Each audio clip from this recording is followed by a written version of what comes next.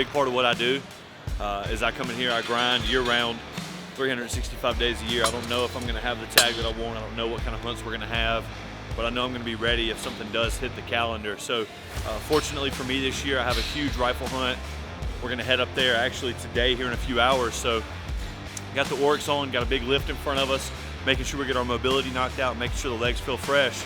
And we're going to take everything we've done in here all year and go translate it to the mountains and see if we can't find some success.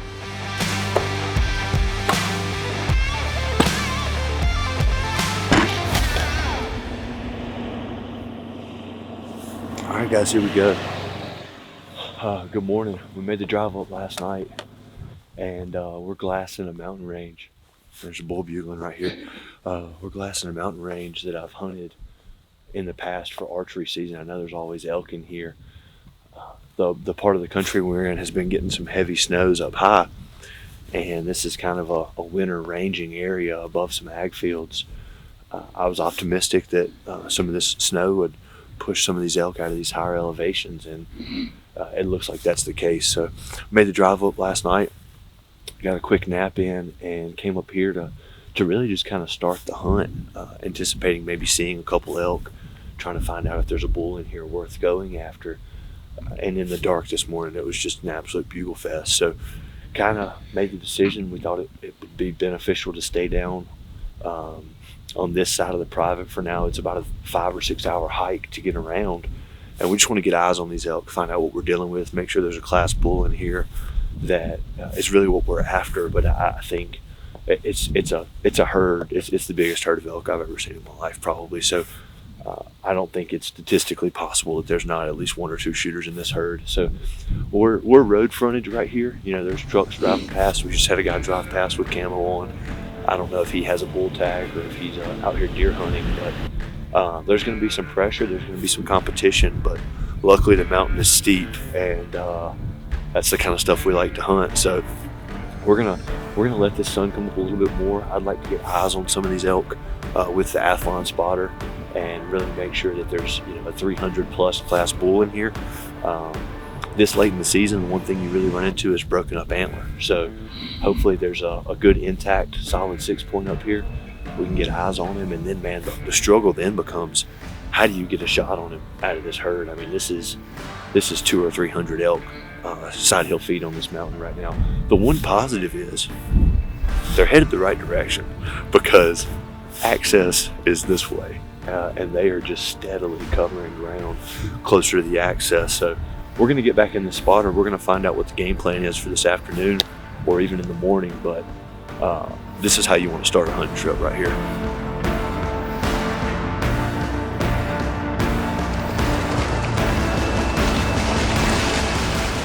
Got some eyes on a couple really good bulls this morning, and first day of the hunt, really wanted to make sure all the gear's ready.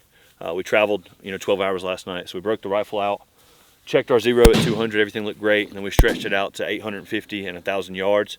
Glassing everything, calling all our shots with the Athlon spotter and the phone scope helps so much, man. So these bulls are right behind us, about 3 miles away. We're about to probably throw some peak refuels in the belly, get a little mountain ops hydrate in us, and it's time to start elk hunting.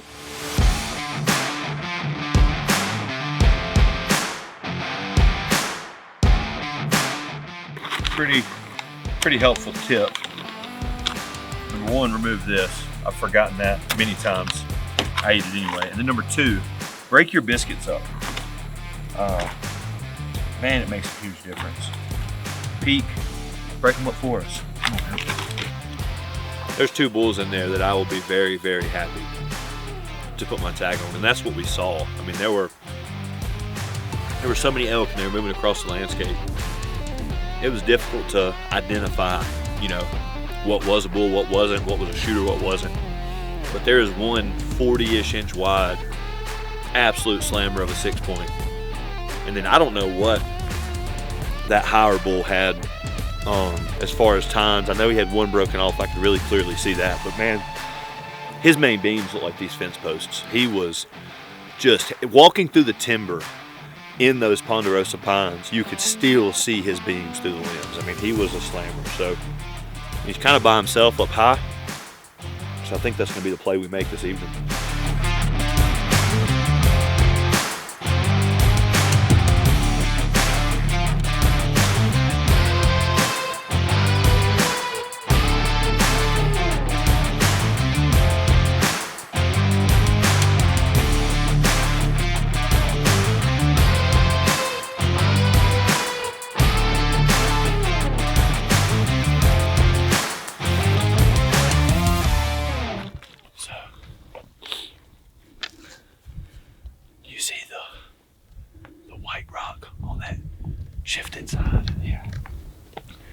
a side hill here.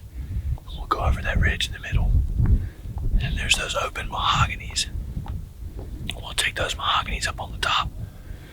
The wind's at our back right now, which is never great, but it's actually really good for this plan, because then we can get over that knob. We think the elk are right here in that dark timber just over that ridge. They may have come all the way over. They may be in that dark timber. So we're gonna stay tight, then go over, keep our wind out of there, and get on the other side of them. It's kind of the negative of this mountain. You really only have that one easement. So if the wind's from this direction, you gotta play with it at your back. I think there's gonna be some really good movement at 6 o'clock this evening on this top. I think if we can get up here and get on that knob, we're gonna be in position to kill a bull this evening. At least that's what I'm gonna tell myself when we do this hike.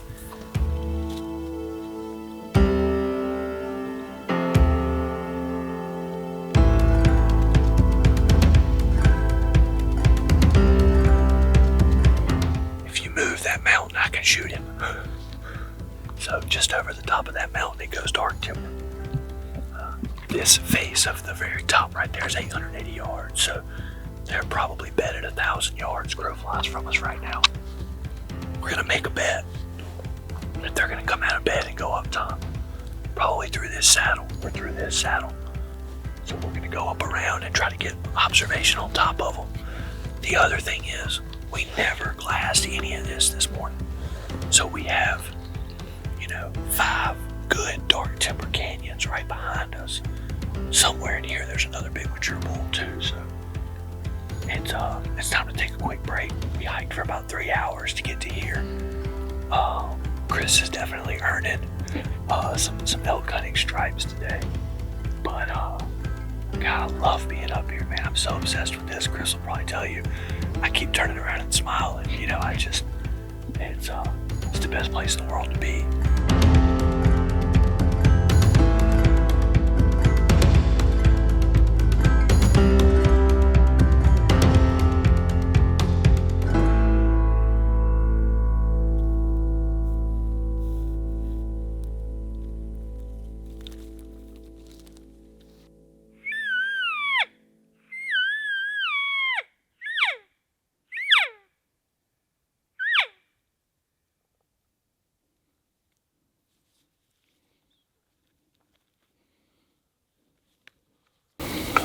This is the kind of timber we should be turning up bedded bulls in.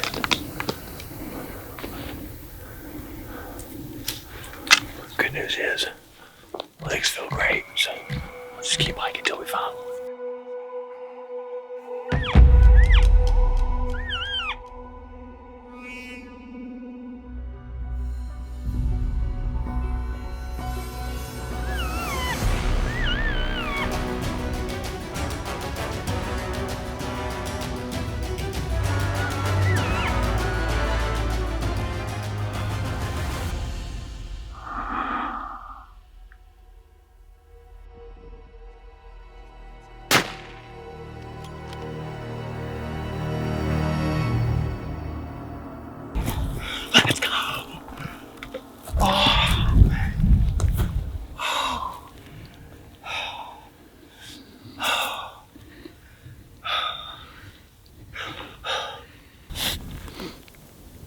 Man, everything about that hike sucked. I'm glad it wasn't just me. Oh my God, I love this so much, dude. Oh my God, I love being out here so much. My bull's right there. Oh, it's a good 6. Oh, man.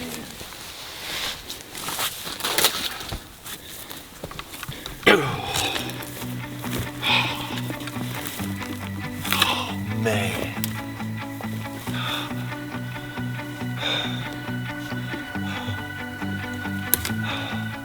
Man, that happened freaking fast. Today's day 1 for us, and kind of bittersweet, but man, we saw an absolute giant herd of bulls and cows this morning, and made a play on them this afternoon. We kind of glassed them and saw where they were going. We hiked up and around the back of the mountain, and came in above them. And Chris actually got eyes on these elk. I think it was 5 or 6 bulls. And man, we had 10 seconds to make our mind up, and I just knew he was a good wide 6-point. And man, my heart started hammering, and that's what we're after out here. Really, really happy. I put a great shot on him at 625 yards. But man, it was a grueling hike. I mean, it was a brutal hike. I think we started hiking at 12:30, and we shot this bull probably 6 o'clock. So we nonstop hiked all the way to get in here. And they're not really bugling a whole lot. There's still 1 or 2 bulls that are, but this whole group was quiet, and they were just slipping to get ready to head down and go feed in the ag. And we were right place, right time. Got the gun set up just in time, and we were able to make it happen. So man, I couldn't be more grateful. We get so caught up in all the things in life, and your health, your friends, your family, your salvation, man, that stuff is so much more beneficial than sometimes we give it credit for being. But when I'm out here doing this, I'm eternally grateful for just having a body and having my health and being able to come out here and do this. And thank God for this animal, man. Thank God for what this does for my life, for the motivation in my life, whether it's in the gym or my marriage or whatever. Everything about elk hunting has made me a better man. It's made me a better friend. It's made me a better husband. The discipline it takes, the dedication it takes, the hard work it takes to get up here and be where these animals are is brutal. But I can't be more grateful for this. This meat's about to feed my family. It's going to feed Chris's family. Man, you don't know if you're ever going to get to do this again. You only have so many September, Octobers in your life, and I hope to make every one of these matter.